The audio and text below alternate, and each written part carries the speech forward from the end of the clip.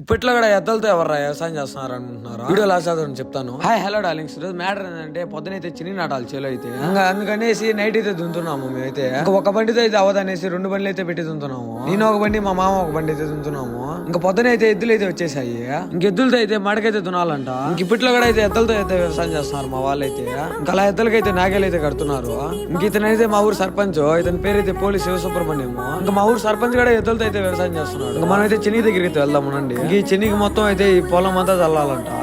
ఈ పొలంలో పొద్దున్నే ఎలా చల్లుతారో తెలీదు. మంచి అయితే ఫుల్ గా కప్పేది.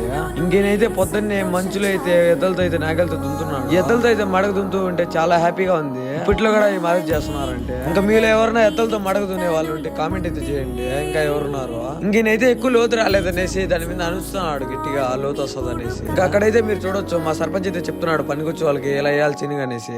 ఓకే బాయ్ డార్లింగ్స్, నెక్స్ట్ వీడియోలో అయితే కలుద్దాం మళ్ళీ.